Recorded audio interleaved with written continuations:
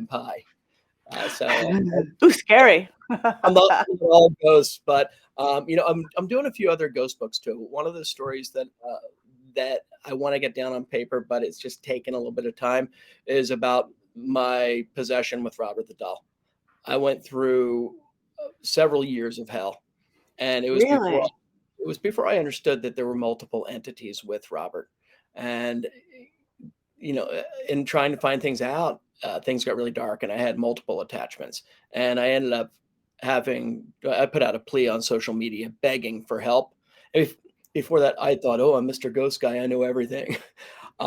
This smacked me down so hard and made me realize I know nothing. And somebody put me in touch with a Santeria priest in town. He came over.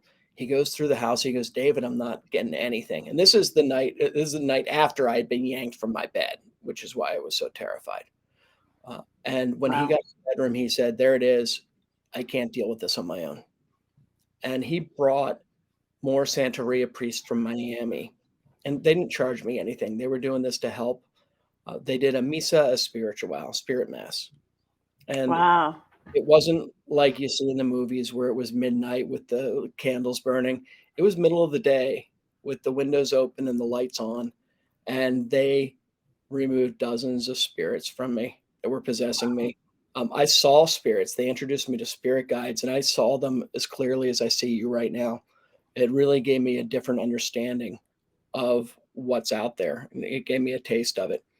So that it's one of those things where you have to be careful revisiting it. And that's perfect, because that's exactly where I was going to go dealing in this world. Like, I have this whole spirituality thing behind me, magic thing behind me. I have a school that teaches that, University Magicus. Right. And I'm so glad, because people get into the paranormal who don't realize what it is, and you get into trouble.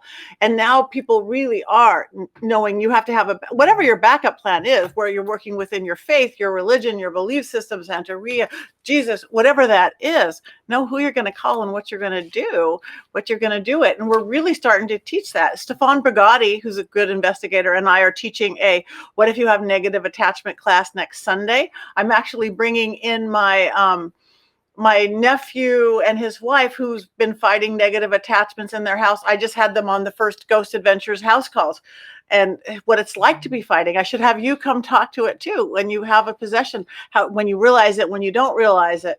My friend Kadrick Olson, who also teaches at the school, he teaches paranormal protection, because, it doesn't, whether you call it religion or spirituality, you just have to know we're opening doors, we're walking into places. It's serious. And I think a lot of times in the paranormal world, there are a lot of egos.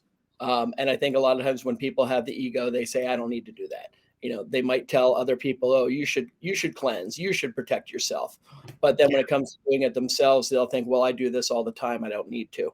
And I think a lot of times people learn the hard way about that.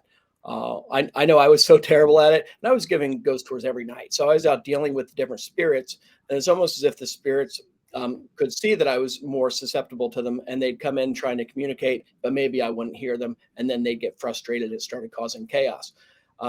So when they did the Santeria ritual, they gave me like a door lady, and so she's one of my guides, and she's stationed with me because I was so terrible. So she's just at the velvet rope, and if any spirits come up, she's like, nope, sorry, you're not coming in, private party.